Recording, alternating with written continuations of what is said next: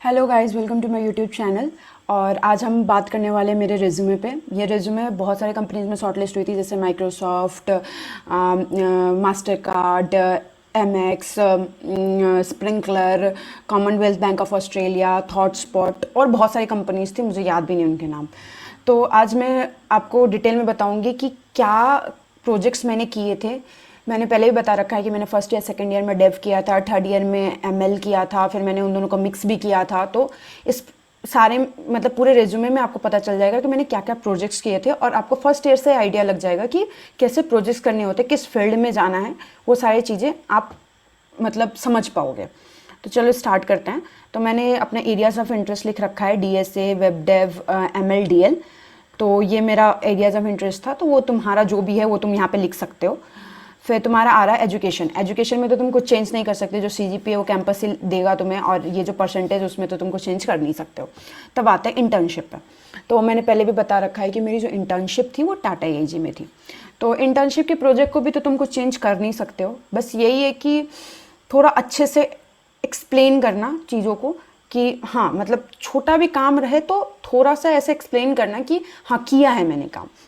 तो मैं तुम्हें मैंने जो किया है वो मैं बताती हूँ। वहाँ का प्रोजेक्ट क्या था कि अब मान लो तुम्हारे पास एक क्लाइंट साइड है। क्लाइंट साइड और सर्वर साइड होता है। सर्वर साइड, तो तुमने क्या किया कि कोई भी इंफॉर्मेशन तुम क्लाइंट से सर्वर पे भेजते हो, फिर वहाँ से इंफॉर्मेशन लेते हो। तो सर्वर कितना जल्दी रिस्पॉन्स देता है उस पर डिपेंड करता है तुम्हारा पूरा प्रोसेसिंग। तो वहाँ पे क्या था कि अगर कोई इमेज है वो प्रोसेस होके जा रही है सर्वर पे, अब वो प्रोसेसिंग होने के बाद उससे आउटपुट निकल के आ रहा है क्लाइंट साइड। तो इन पूरे टाइम में पूरे प्रोसेस में लग रहा है 15 सेकेंड्स। तो मेरा काम क्या था कि इस 15 सेकेंड्स को गिराना था, क्योंकि एक इमेज में 15 सेकेंड लग रहा है, और बाई चांस कि ये इमेज खराब चली गई तो फिर वापस से ये दूसरा इमेज ढूंढेगा और फिर भेजेगा, तो फिर 15 सेकेंड लगेंगे, जिसकी वजह से एक टाइप का इंस्पेक्शन प्रोसेस बहुत ही ज़्यादा लेंदी हो जा रहा था। तो मेरा काम क्या था कि इस इंस्पेक्शन टाइम को कम करें। तो मैंने क्या सोचा था इसमें कि बेसिकली मेरा रिसर्च प्रोजेक्ट था कि ये पॉसिबल है कि नहीं है, ये पता करके बताना था उनको। तो ऐसा था कि मान लो कि तुम्हारे क्लाइंट साइड पे बस 2 ही मॉडल्स हैं, और सर्वर साइड पे 3 मॉडल्स हैं। तो तुम सर्वर साइड पे इसलिए मॉडल्स रखते हो क्योंकि क्लाइंट साइड को ज़्यादा हैवी नहीं करना है, क्योंकि ऐप इंस्टॉलेशन में भी टाइम लगेगा। तो तुम ऐप को हैवी नहीं करना चाहते हो, इसलिए तुम सर्वर साइड पे रखते हो। तो अब लेकिन सर्वर साइड पे रखने पे टाइम बहुत ज़्यादा लग रहा है। तो इसका क्या उपाय था कि चलो सबसे पहले तो ऑप्टिमाइज करते हैं मॉडल्स, कि क्या इतने सारे मॉडल्स की ज़रूरत है। तो मैंने देखा कि नहीं, ये 2 जो बड़े बड़े मॉडल्स हैं उसको एक मॉडल कर दो, और इस एक मॉडल को किसी भी तरह क्लाइंट साइड में लेके आओ विदाउट इंक्रीजिंग मच मेमोरी। तो यही मेरा काम था कि मैंने क्या किया, मैं पूरा डिटेल में तो नहीं बता सकती इंटर्न का काम, बट यही था मेरा काम कि मैंने 2 मॉडल्स को एक में कंबाइन किया, जो कि योलो था, और योलो को फिर मैं लेके आई थी क्लाइंट साइड पे थोड़ा कम साइज बना के ONNX वर्जन में। तो इससे मेरा जो काम था, जो एक इमेज को प्रोसेस करने के लिए 15 सेकेंड्स लग रहे थे, वो मेरे 3 सेकेंड्स में हो गया था। और डिप्लॉय करके भी मैंने रिएक्ट जेएस पे डिप्लॉय करके भी मैंने दिखाया था उनको। तो ये तो पहला काम था। दूसरा काम ये था कि मैंने टेलीग्राम बॉट बनाया था, उनके लिए बनाया था जो कि एजेंट्स होते हैं, उनको इन्फॉर्मेशन तुरंत मिल जाए। तो क्या टेलीग्राम बॉट तो इतना बड़ा कुछ हैवी था नहीं, उसमें बस सीखने का ये मेरा काम था कि वहाँ पे जो AWS लैम्डा है, मैंने AWS पे कभी काम नहीं किया था, तो वहाँ पे मैंने AWS पे उसे होस्ट करने की ट्राई करी थी। तो वहाँ पे सीनियर्स की हेल्प लेके मैंने AWS लैम्डा पे होस्ट किया था अपने बॉट को, और ये बॉट पूरा का पूरा पाइथन में बना था। तो एक बॉट बनाना था जो कि इन्फॉर्मेशन एक्सेस करता है और तुरंत मतलब रिस्पॉन्स टाइम कम देके उनको सारे इन्फॉर्मेशन देते हैं मेम्स के बारे में, या फिर और भी कुछ इन्फॉर्मेशन होगा कि कितना कौन सा प्लान वो ले सकते हैं। तो ये सारी चीज़ें उनको इन्फॉर्मेशन तुरंत मिल जाएगी बॉट के थ्रू। और तीसरा काम मेरा था कि एक रिसर्च करनी थी, कंपिटिटिव एनालिसिस करनी थी 5 लीडिंग कंपनीज के बीच में। तो वो एक रिसर्च वर्क था। तो ये मेरा था इंटर्न का काम। तो ये जो मॉडल वाला था ना, जिसको सबसे पहले तो 3 सेकेंड पे लाना बहुत बड़ी बात है, तो यही चीज़ बहुत ज़्यादा उनको इम्प्रेस करी थी कि 2 मॉडल्स को एक मॉडल में कन्वर्ट किया, फिर उस मॉडल को क्लाइंट साइड पे लाए without increasing much size of the app. This was a great part. तो ये मेरा था इंटर्न का काम। तो चलो इंटर्न का काम तो वो जो देंगे वही तुम डाल सकते हो, इसमें तो कुछ हम नहीं कर सकते, लेकिन जो प्रोजेक्ट्स हैं, जो खुद के प्रोजेक्ट्स हैं, उसमें देखते हैं। तो आते हैं नीचे। अब आया मेरा प्रोजेक्ट। ये जो फर्स्ट प्रोजेक्ट है ये मेरा है बीटेक प्रोजेक्ट, जो हम लोग 4th ईयर में करते हैं। बट मेरी जो प्लेसमेंट की इंटरव्यूज़ होती है वो दिसंबर में होती है, जो कि तुम्हारा 4th ईयर के फर्स्ट सेमेस्टर के बाद होता है। तो तुम आधा ही काम या बहुत ही कम काम कर पाए होते हो, क्योंकि तुम्हारा साथ साथ इंटर्न चल रहा होता है, फिर तुम्हारी एकेड्स भी होती है, फिर तुम्हें ये प्रोजेक्ट भी करना बहुत ज़्यादा टफ हो जाता है। तो हम लोग फर्स्ट में बहुत कम ही काम करते हैं। तो मेरा, फिर भी मैं बता देती हूँ मेरा काम क्या था यहाँ पे। ये वीडियो शायद लंबा हो सकता है, तो प्लीज़ बियर। इसमें क्या था कि तुम्हें एक कंपनी है जो कि पूरी की पूरी हैंड रिटन फॉर्म्स वगैरह पे काम करती है, और उन्हें कोई वेस्ट, जैसे ये कंपनी जो है ये फूड की कंपनी है, फूड की। अब मान लो कि कोई लॉट आया, मतलब मान लो एक बोरा वो आया, 1 sack ऑफ पोटैटोज। अब इसको प्रोसेसिंग, बहुत सारे प्रोसेस की तरफ ये जाएगा। मान लो 5 प्रोसेस और 5 प्रोसेस से ये जा रहे हैं। तो अब क्या करना है कि तुम्हें ट्रैक करना है कि ये वाला लॉट है वो कहाँ अटका हुआ है, और उसके साथ मान लो कि अभी एक गया, सेकंड भी चला गया, तो ये लॉट कहाँ पे अटका हुआ है ये भी देखना। उसके बाद बहुत सारे फॉर्म्स जो होते हैं उन सारे को डिजिटलाइज करना, और उसके बाद जब ये इतना गया तो इसके बाद जो आउटपुट निकला वो कितना निकला। मान लो 100 kg गया, तो ऑफकोर्स 100 kg आउटपुट नहीं होगा, 50 kg आउटपुट होगा। तो ये जो वेस्ट गया उसको ट्रैक करना, ये सारा काम पूरा डिजिटलाइज करके हमें देना था। तो ये बेसिकली पूरा का पूरा काम मैंने किया था जेंगो में। बैकएंड मेरी पूरी जेंगो में थी, फ्रंट एंड मेरा React.js में था, और इसको मैंने होस्ट भी किया था और यूज़ करके भी दिखाया था अपने उसमें इवैल्यूएशन में, एक्सटर्नल इवैल्यूएशन में, जिसमें पूरा मैंने AWS EC2 इंस्टेंस पे मैंने इसे डिप्लॉय किया था, और ये प्रॉपर चल रहा था। तो इसमें बेसिकली मैंने React.js, Django और इसी का ये SQL यूज़ किया था डेटाबेस को एक्सेस करने के लिए। तो ये चीज़ थी मेरी पूरी इस प्रोजेक्ट की। तो इसमें समझ में आया कि एक रियल लाइफ प्रॉब्लम था एक कंपनी का, जिसको हमने सॉल्व किया है। अब आते हैं सेकेंड प्रोजेक्ट, URL शॉर्टनर। ये बहुत सिंपल सा प्रोजेक्ट था, क्योंकि ये मैंने इंटर्न में भी डाला था। तो ये इंटर्न के टाइम का प्रोजेक्ट है, जिसमें बेसिकली ये था कि पूरा एक वेबसाइट बनानी थी, जिसमें तुम एक URL लाओगे, उसको पेस्ट करोगे, और वो क्या करेगा, उसको शॉर्ट कर देगा। अब उस URL के साथ तुम क्या कर सकते हो, नोट्स ऐड कर सकते हो, फिर तुम नंबर ऑफ क्लिक्स को मॉनिटर कर सकते हो, और उसके बाद आई डोंट थिंक और कुछ था, मतलब पूरा लिंक्स को मैनेज कर सकते हो, सर्च कर सकते हो लिंक्स को बेसिस ऑन द नोट्स, और या तो तुम टैग्स दे सकते हो, या तो तुम डिलीट कर सकते हो। वो सारी फंक्शनैलिटी, एडिट, डिलीट, सारी चीज़ दी हुई थी। मतलब ये बेसिक अगर प्रोजेक्ट कोई करना चाहता है तो वो कर सकता है। ये ओपन प्रोजेक्ट था मेरा, जो कि मैंने इंटर्न के टाइम पे किया था, मतलब इंटर्न से जस्ट पहले सेकेंड ईयर के एंड में।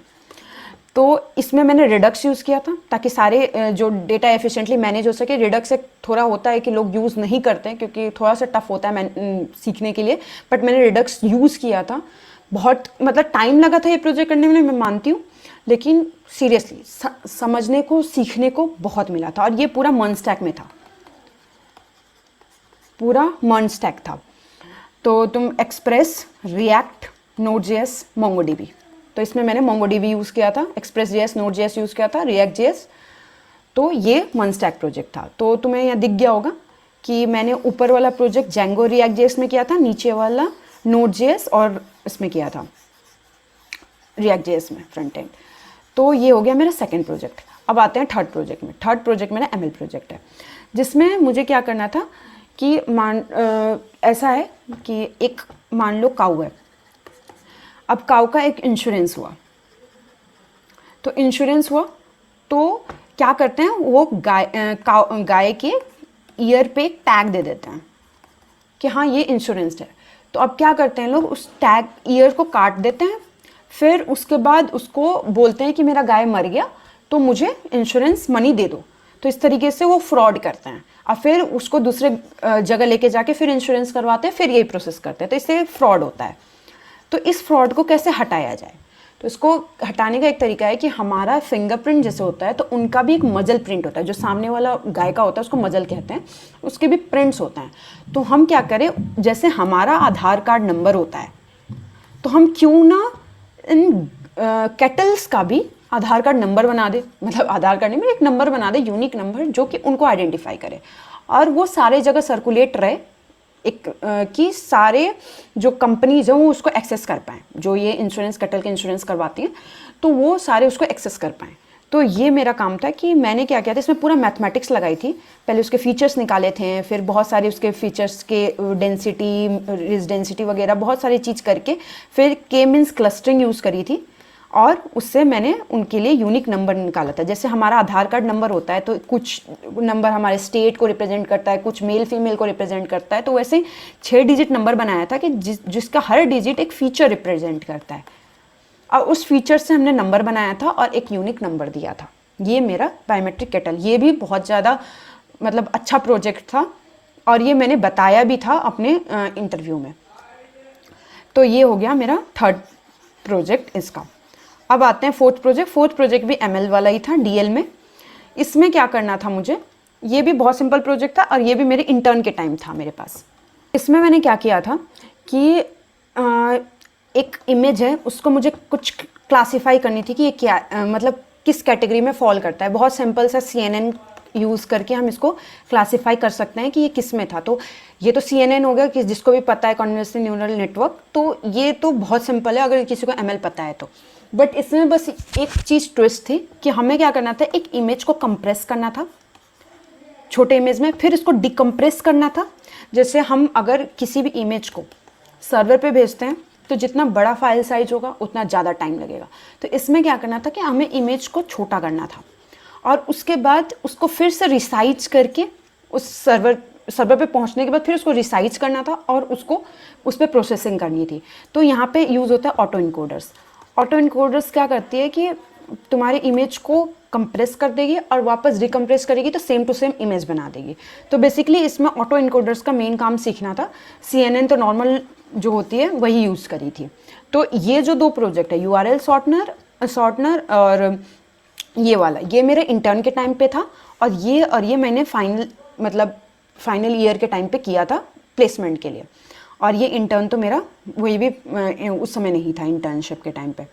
उसके बाद यहाँ आते हैं स्किल्स जो तुम लिख सकते हो, वो सारे यहाँ पे लिखना होता है। उसके बाद आते हैं कि तुमने एक्स्ट्रा करिकुलर क्या किया। तो मैंने और कुछ तुम ये लिख सकते हो कि तुम्हारा अवार्ड्स और स्कॉलरशिप क्या था, कि मुझे स्कॉलरशिप मिला था या फिर टेक कंपटीशन में 3rd पोजीशन था, ये सब तुम डाल सकते हो। उसके बाद आया ये GenAI हैकाथॉन का एक प्रोजेक्ट था जिसमें मैंने ML प्लस डेव मिक्स किया था। तो इसमें इसमें ये था कि ये हमने एक लड़कियों के लिए बनाया था जिसमें वो अपने थॉट्स डालेंगे, एक डायरी टाइप नहीं होती, वो थॉट्स डालेंगे, उस थॉट्स को हम प्रोसेस करेंगे और उसके हिसाब से हम उनको मूवी सजेस्ट करेंगे, एक्सरसाइज सजेस्ट करेंगे, अगर वो डिप्रेस टाइप हैं तो कोट सजेस्ट करेंगे, मीम सजेस्ट करेंगे। ये डिपेंडिंग ऑन देयर वो क्या लिखते हैं, कैसा उनका मूड है, उस हिसाब से। तो यहाँ पे ML लगी थी जो कि उनका जो थॉट्स है उनको क्लासीफाई करता था कि किस वो सैड हैं या हैप्पी हैं, फिर उस हिसाब से हम उनको मूवी वगैरह सजेस्ट करते थे। इतना ज़्यादा ML इसमें नहीं लगा था, बट फिर भी मैं बस एक चाहती थी कि एक एक्सपोजर मिले ML और उसको मिक्स करने का, वेब डेव को मिक्स करने का।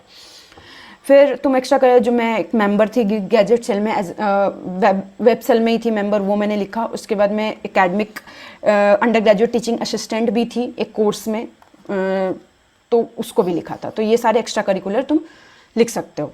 तो ये पूरा मेरा रेज्यूमे था।